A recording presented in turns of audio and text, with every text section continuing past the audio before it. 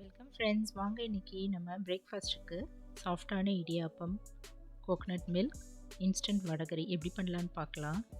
இதுக்கு என்னென்ன தேவைன்னு பார்க்கலாங்க. இப்போ ஒரு அடுப்பில் ஒரு பேன் வச்சுட்டு அதில் ஒரு டம்ளர் தண்ணி ஊற்றிட்டு சால்ட், ஆயில் ஒரு ஸ்பூன் ஊற்றிட்டு 1 கப் அளவு கடையில் விற்கிற இடியாப்பம் மாவு போட்டுக்கலாங்க. இது நல்லா கரண்டியில் இதை போல் கலந்து விட்டுட்டு கெட்டியாகிற வரைக்கும் கலந்துகிட்டே இருக்கலாம். நல்லா அழுத்தி கிளறிக்கலாங்க.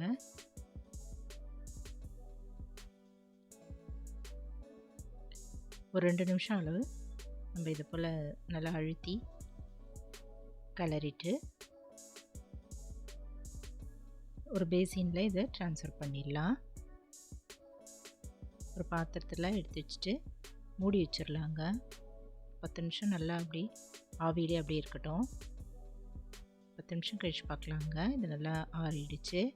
இப்போ இதை இன்னொரு தடவை கையில் நல்லா பிசைஞ்சிக்கலாம்.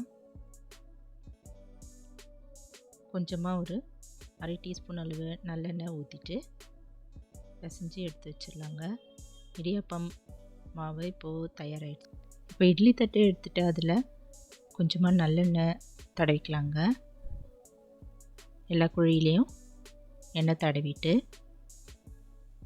நம்ம இந்த இடியாப்பம் அச்சு சின்ன கண் இருக்கிற தட்டு போட்டுட்டு நம்ம இந்த இடியாப்பம் பிடிக்கிற குழல் எடுத்துகிட்டு உள்ளெல்லாம் அப்படியே எண்ணெய் தடவிக்கலாங்க. இப்போ இதில் ஒரு கைப்பிடி அளவு மாவு இது போல் எடுத்து உருட்டிட்டு இந்த குழலில் போட்டுட்டு நம்ம இதை இப்படி ரொட்டேட் பண்ணி க்ளோஸ் பண்ணிடலாங்க.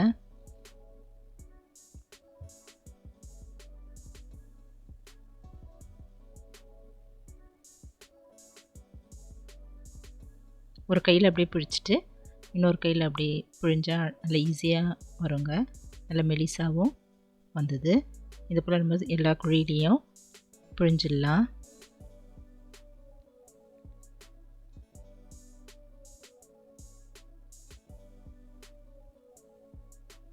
இன்னொரு தட்டிலே நம்ம பிழிஞ்சு எடுத்து வச்சுக்கலாங்க. இப்போ அடுப்பில் ஒரு இட்லி பானை வச்சுட்டு கொஞ்சமாக தண்ணி ஊற்றி தண்ணி நல்லா கொதிக்க ஆரம்பித்ததும் இந்த தட்டை எடுத்து அது உள்ளே வச்சிடலாங்க. மூடி வச்சிடலாம். ஒரு 7 to 10 நிமிஷம் வரைக்கும் மீடியம் ஃப்ளேம்லேயே அடுப்பு இருக்கட்டும். இப்போ நல்லா பார்க்கலாங்க, நல்லா வெந்துருச்சு. இதையும் நம்ம இறக்கி வச்சிடலாம். இடியாப்பம் ரெடி ஆகிடுச்சுங்க. இப்போ நம்ம ஊற வைக்காமல் இன்ஸ்டண்ட்டாக வடகரி செய்யலாம். ஒரு கிண்ணம் எடுத்துகிட்டு 1/2 கப் அளவு கடலை மாவு, 1/4 டீஸ்பூன் அளவு மஞ்சத்தூள், 1/2 டீஸ்பூன் அளவு மிளகாய்த்தூள், உப்பு ஒரு 1/4 டீஸ்பூன் போட்டுட்டு கொஞ்சமாக தண்ணி ஊற்றிட்டு பிசைஞ்சிக்கலாங்க. இப்போ ஒரு இடியாப்பத்தட்டு இல்லை இட்லி தட்டு வச்சுட்டு அதில் சின்ன சின்னதாக அது போல் கிள்ளி வச்சிடலாம். இதையும் நம்ம ஆவியில் வேக வச்சு இறக்கி வச்சுக்கலாங்க. இட்லி பானையில் தண்ணி ஊற்றி கொதிச்சது இதையும் வச்சுட்டு ஒரு 10 நிமிஷம் நல்லா வேக வச்சு இறக்கலாம்.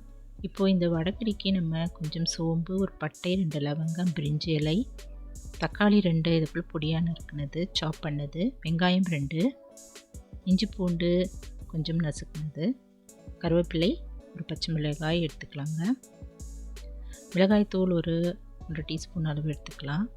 சோம்புத்தூள் 1/2 டீஸ்பூன், 1/4 டீஸ்பூன் அளவு மஞ்சத்தூள், 1 டீஸ்பூன் தனியாத்தூள், 1/2 டீஸ்பூன் கரம் மசாலா எடுத்துக்கலாம். இப்போ அடுப்பில் ஒரு கடாய் வச்சுட்டு 4 ஸ்பூன் எண்ணெய் ஊற்றிக்கலாங்க. தாளிக்க வேண்டிய பொருள்லாம் இதில் போட்டுடலாம். பிரிஞ்சி இலை, பட்டை, லவங்கம், சோம்பு இதெல்லாம் நல்லா பொரிஞ்ச பிறகு சாப் பண்ணி வச்சுருக்கிற வெங்காயம் போட்டு லைட்டாக வதக்கிக்கலாம்.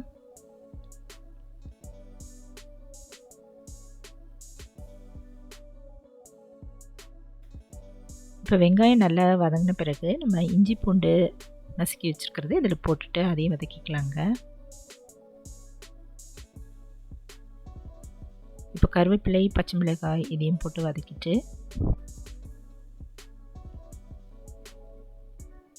இப்போ பொடி வகைகள் எல்லாம் போட்டுடலாங்க. மிளகாய்த்தூள், சோம்புத்தூள், மஞ்சத்தூள், தனியாத்தூள், கரம் மசாலா எல்லாம் போட்டுட்டு இப்படி கிளறிட்டு இந்த சாப் பண்ணி வச்சுருக்கிற தக்காளியும் போட்டு வதக்கிக்கலாம். ஒரு 2 நிமிஷம் நல்லா பச்சை வாசனை போக வதக்கிட்டு உப்பு ஒரு 1/2 டீஸ்பூன் அளவு போட்டு நல்லா பச்சை வாசனை போக நல்லா வதக்கிக்கலாங்க. இப்போ நல்லா வதங்கிடுச்சு. இப்போ 2 டம்ளர் அளவு தண்ணி ஊற்றி நல்லா கொதிக்க வச்சிடலாம், மூடி வச்சிடலாம். இப்போ வடகறிக்கு வேக வச்சுருந்த மாவு நல்லா வெந்துடுச்சு. இது கையில் நல்லா உதுத்துக்கலாங்க. ஆறுனதும் நல்லா உதுத்துக்கலாம், இல்லை மிக்ஸி ஜாரில் கூட போட்டு ஒரு சுற்றி இறக்கிக்கலாம். இப்போ இடியாப்பமும் நல்லா ஆறிடுச்சு. நம்ம ஒரு ஸ்பூன் எடுத்துகிட்டு இதை ஒவ்வொன்றா அப்படியே எடுத்துகிட்டு நம்ம பிளேட்டில் எடுத்து வச்சிடலாங்க. இல்லை பஞ்சு போல் இடியாப்பமும் தயாராகிடுச்சுங்க.